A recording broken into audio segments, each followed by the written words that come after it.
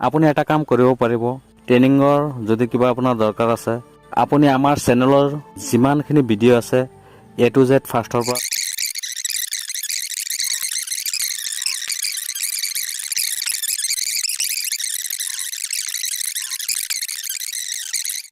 সেই ভিডিঅ'টো হ'ব শিঙি মাছ আপুনি ফাৰ্মিং কেনেকৈ কৰিব, ফাৰ্মিং কিদৰে কৰিলে আপোনাৰ ভাল হ'ব। আসসালামু আলাইকুম, আমি ফাৰুক আব্দুল্লাহ।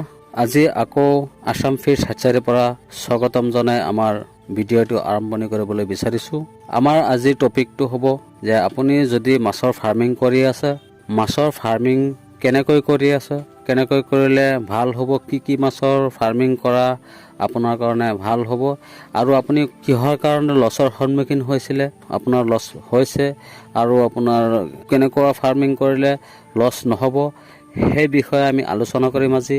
আমাৰ ভিডিঅ'টো A to Z ফাৰ্ষ্টৰ পৰা লাষ্টলৈ চাবৰ কাৰণে আমি আপোনাক বিনম্ৰ অনুৰোধ জনাইছোঁ। আমি এতিয়া ভিডিঅ'টো আৰম্ভ কৰিবলৈ গৈছোঁ। কেনেকৈ আপোনালোকে ফাৰ্মিং কৰিলে ভাল হ'ব সেই বিষয়ে আমি আলোচনাটো কৰোঁ। প্ৰথমতে আমি আলোচনাটো কৰিবলৈ বিচাৰিছোঁ যে আপোনালোকে যদি মাছৰ ফাৰ্মিং কৰি আছে, যিবিলাক মাছ বিলুপ্ত হৈ গৈছে সেইবিলাক মাছৰ ফাৰ্মিং কৰিবলৈ চেষ্টা কৰক। যে মাছ বিলুপ্ত হৈ যোৱা মাছ আমি ক'ত পাম আৰু কি মাছ আমি ভালকৈ বুজি পোৱা নাই, মই কৈ দি আছোঁ যে যিবিলাক মাছ লোকেল হয়, আমাৰ খাল বিলত মাছ নোপোৱা হৈ গৈছে, সেইবিলাক মাছ আপোনালোকে বিচাৰি ওলাই ফাৰ্মিংটো কৰিব লাগিব। আৰু যিবিলাক মাছৰ ৰেটটো বেছি সেইবিলাক মাছ ফাৰ্মিং কৰিলে আপোনাৰ বৰ্তমান যুগত প্ৰফিটটো পাব আৰু অধিক লাভান্বিত হ'ব পাৰিব। যদি আপুনি শিঙি, মাগুৰ, কাৱৈ, ভিয়েটনামী কাৱৈ হ'ব লাগিব, আকৌ থাই কাৱৈ হ'লে আপোনাৰ লছ হ'ব, ভিয়েটনামী কাৱৈ হ'লে আপোনাৰ লাভ হ'ব, টেঙৰা, গুলচা এইবিলাক মাছ আপুনি ফাৰ্মিং কৰিব পাৰিব। এতিয়া যদি আপুনি ক'ব বিচাৰে যে আমি এইবিলাক মাছ ফাৰ্মিং কৰিছিলোঁ, হয়তো বহুত মানুহে ফাৰ্মিং কৰিছিলে, কৰাৰ পিছত লছৰ সন্মুখীন হৈছে, কিয় লছৰ সন্মুখীন হৈছিলে আপুনি বা লছৰ সন্মুখীন হৈছে সেই বিষয়ে আমি আলোচনাটো কৰোঁ। যে আপুনি লছৰ সন্মুখীন হৈছিলে, আপুনি দালালৰ হাতৰ পৰা মাছ ক্ৰয় কৰিছিলে, আৰু বিশেষকৈ দালালৰ হাতৰ পৰা মাছ ক্ৰয় কৰা এইটো মেটাৰ নহয়, মেইন মেটাৰটো হৈছে আপুনি বাংলাদেশৰ পৰা যিবিলাক মাছ আহিছিলে সেইবিলাক মাছ আপুনি ক্ৰয় কৰিছিলে, কৰাৰ পিছতহে আপোনাৰ লছ হৈছে। এতিয়া যিটো সময়ত আপুনি ফাৰ্মিঙত সোমাইছিলে আৰু দালালৰ হাতৰ পৰা মাছ কিনিছিলে, সেই সময়ত হেচাৰী নাছিলে অসমত, আৰু দালালৰো উপায় নাছিলে যে নিজেও ব্ৰিডিং কৰিব নোৱাৰে, আৰু মাছ যদি আপোনাক ছাপ্লাই দিবলৈ হয় বাংলাদেশৰ পৰা আনিহে দিব লাগিব, সেইটোৰ কাৰণে আপোনাৰ লছ হৈছে।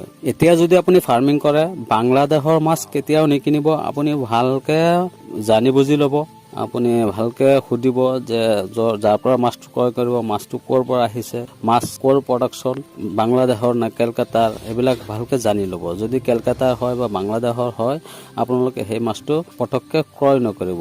বিশেষকৈ আপোনাৰ লোকেল প্ৰজাতি মানে কেটফিছ যিবিলাক মাছ আছে সেইবিলাক মাছ হ'লে আপোনাৰ শিঙি, মাগুৰ, কাৱৈ এইবিলাক মাছ আপোনাৰ দূৰৰ পৰা ছাপ্লাই আহিলে মাছৰ বেমাৰ আজাৰটো বেছি হয়, লগালগ মৰি যায়, আপুনি গমেই নাপায় যে মাছ আপোনাৰ মৰি গৈছে। আৰু যদি অসমত ছাপ্লাই হয়, অসমত প্ৰডাকশ্যন হয়, সেই মাছখিনি যদি আপোনালোকে ফাৰ্মিং কৰে 100% আপুনি ছাকচেছ হ'ব বুলি মই আশা কৰোঁ।